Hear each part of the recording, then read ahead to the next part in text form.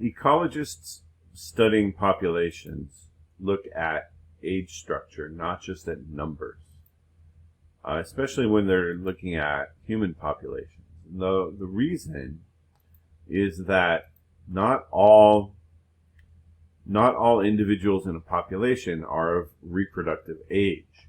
Populations will grow more quickly if a larger percentage of individuals are of reproductive age. Here we see three age structure diagrams.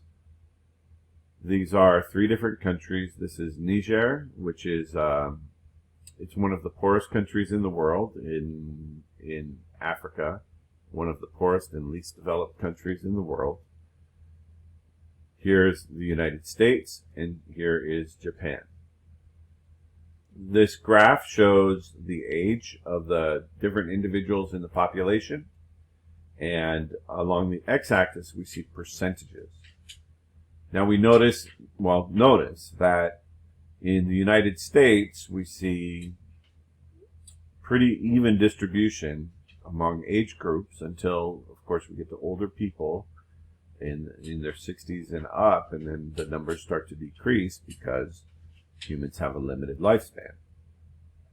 In Japan, we see something somewhat similar, but in Japan, there is an issue where it's an issue in the U.S. too, but in Japan, there's a concern that people are just not having enough children, and there's not enough immigration to maintain the population. So if you look at Japan's population age structure diagram, you see that they have a smaller number of younger people than they do middle-aged people, which is inverted from the natural graph.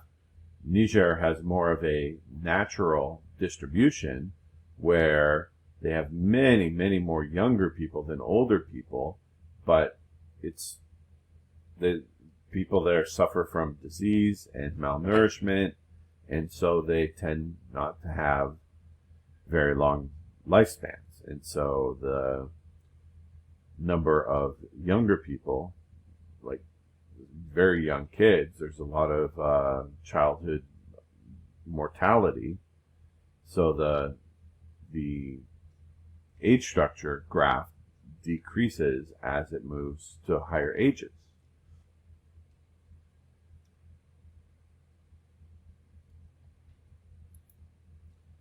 Here, let's look at the 10 to 14-year-old demographic. What overall patterns do you see? As I said before, in Niger, the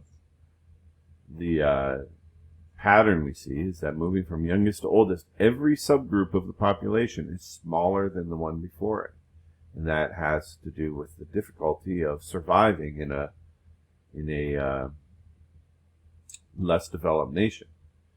Compare that to the age structure diagram of the U.S. We don't see the same pattern at all. We see in the subgroups for individuals up to age 55, there are approximately equal numbers in each subgroup, and that's partly due to, that's because the birth rate and immigration rate is roughly equal to the death rate and emigration rate in most age groups. The number of women in Niger who are in the age group likely to bear children will increase every year, meaning population growth will increase every year. It's this region just above that red rectangle where women are capable of bearing children. But in the United States, you see that the number of women in that age group likely to bear children stays fairly consistent, implying that population growth will stay fairly steady. Look at Japan, and you can see that the number of women of childbearing age is actually decreasing. And so their population is decreasing, and that is a challenge, just as an out-of-control increasing population is a challenge. It presents economic challenges for a population.